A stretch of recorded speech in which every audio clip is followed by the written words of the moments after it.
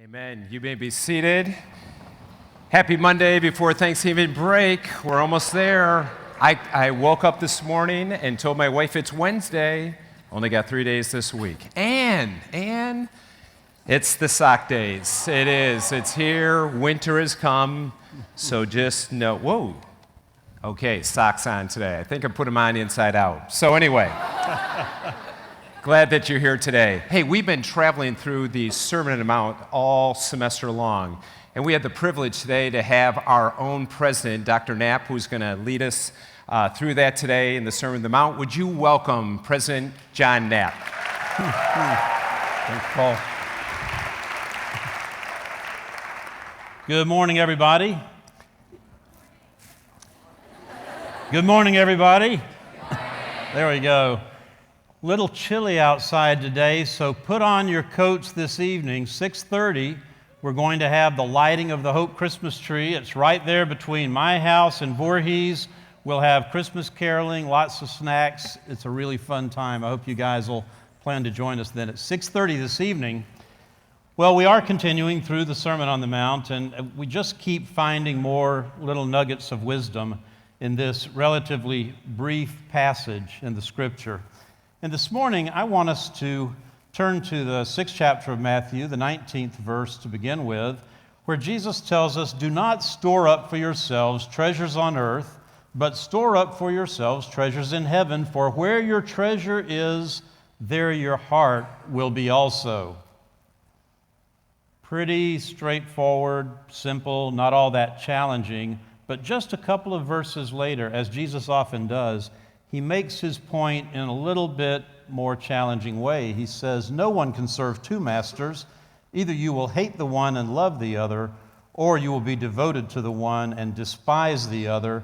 You cannot serve both God and money." And lest we breeze past that a little too quickly, we ought to stop and pause and think about, are we really to take Jesus seriously? You know, he doesn't say, it's okay to love money as long as you love God a little bit more. He actually says you can't love both. In fact, he even tells us that to love money is to despise God.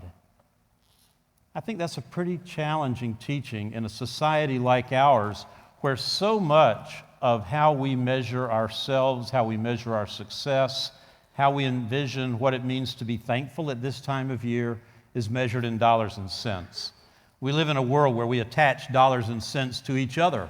We think about how much money does a person make, and we'll say, well, what is she worth? We think about how much a particular job might pay, and that determines how attractive it might be for us. Sometimes our parents might say, well, tell me about that major. How much money can you make doing that? And I think that's just a reminder that so often we measure our own worth and the worth of the things that we do in dollars and cents.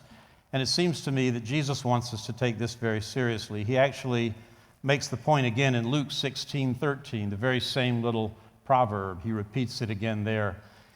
I think there are several lessons for us in what I find to be a pretty difficult teaching in our society that is so much focused on the achievement of things based on the accumulation of wealth as measured in dollars and cents.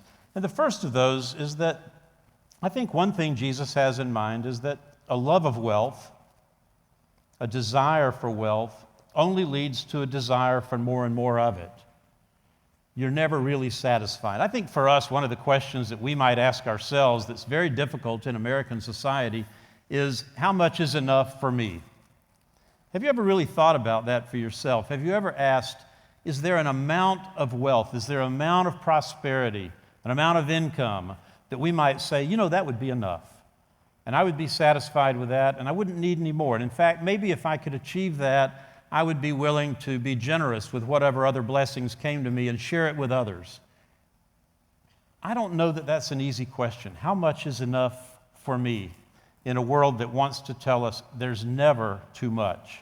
We should always aspire to more. And yet in Ecclesiastes, in the 5th chapter, we find some very, very old ancient wisdom that says, whoever loves money never has enough. Whoever loves wealth is never satisfied with his income. I think that's one of the things Jesus is driving at, this recognition that when we love wealth, it's an all-consuming drive to have more of it.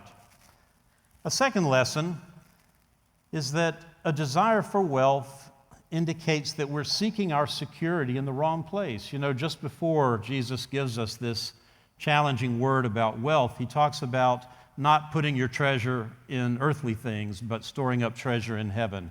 The suggestion that maybe we should put our priority in something else. Well, I think one reason for that is that we recognize that when we seek our security in how much wealth we can accumulate, it can lead to a false sense of security. In Proverbs, in the 18th chapter, we read, "The wealth of the rich is their fortified city. They imagine it an unscalable wall." You get the word imagine. It's an illusion that your wealth can make you entirely self-sufficient. You can protect yourself if you just have enough. And in fact, you might not even need God if you just have enough wealth to take care of yourself. And the proverb goes on to say, "The name of the Lord is a strong tower. The righteous run to it and are safe." And so we get this contrast between seeking security in wealth and seeking security in the Lord. And then we find a particularly challenging teaching in the book of Proverbs where we are told that we should pray like this: "Give me neither poverty nor riches, but give me only my daily bread. Otherwise, I may have too much and disown you and say, 'Who is the Lord?' Or I may become poor and steal and so dishonor the name of my God."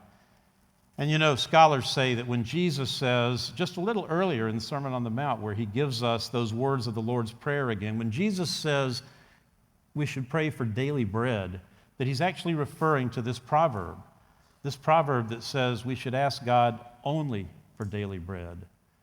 The idea that we in our society would actually pray, "Give me neither poverty nor riches," I can imagine any of us would pray, "Don't make me poor."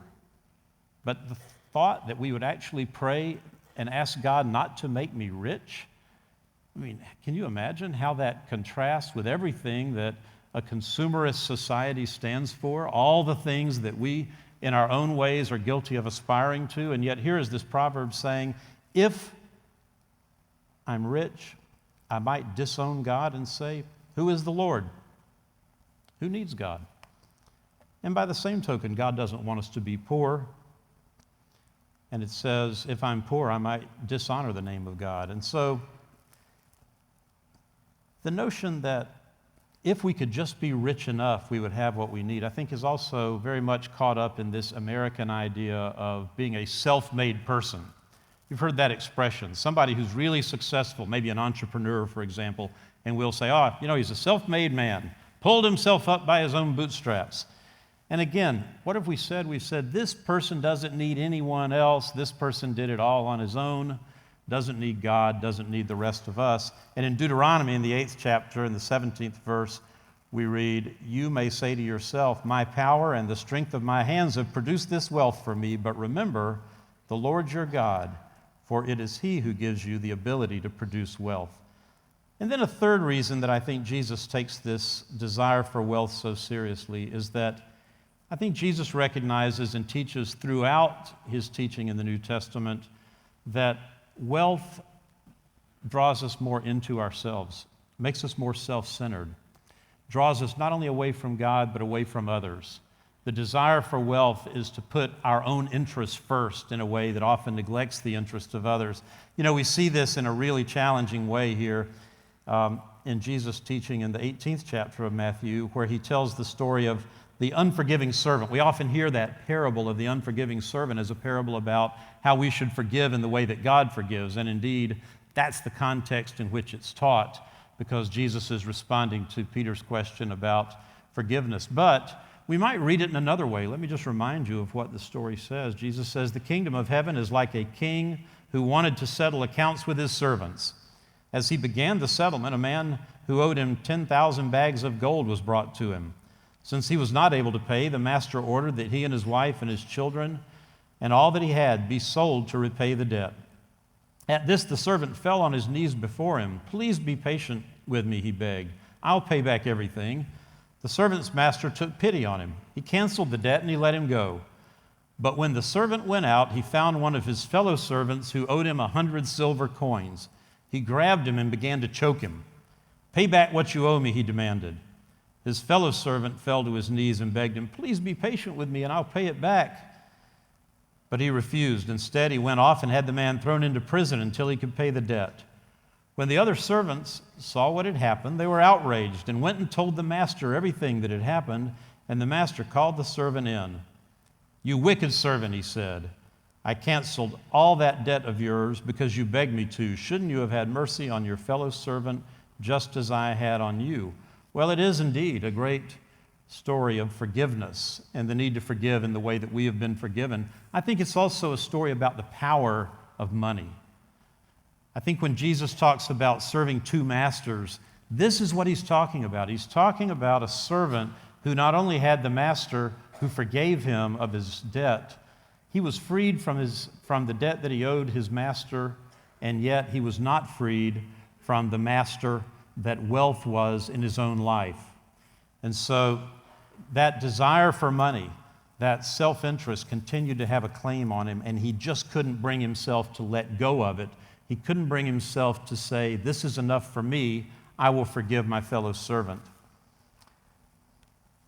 And so at Thanksgiving, I think it's maybe interesting for us to ask ourselves this question about how much is enough for me? Should we give thanks only in proportion to how much our financial prosperity might be? In other words, should I be more thankful the more I have, or should I be thankful for God's grace in some other way? Can we actually bring ourselves at this time of year to pray as Jesus prayed, for neither poverty nor riches, but for daily bread? And I think in that prayer really is a prayer to ask God to help us discern how much is enough for me? How much is enough for me to be satisfied that my needs are taken care of so that I might share more generously with others? Let me end with the words of the 100th Psalm. "Enter his gates with thanksgiving and his courts with praise. Give thanks to him and praise his name." Why do we give thanks? The psalm goes on to say, we give thanks because the Lord is good and his love endures forever, and that ought to be enough. Have a great day.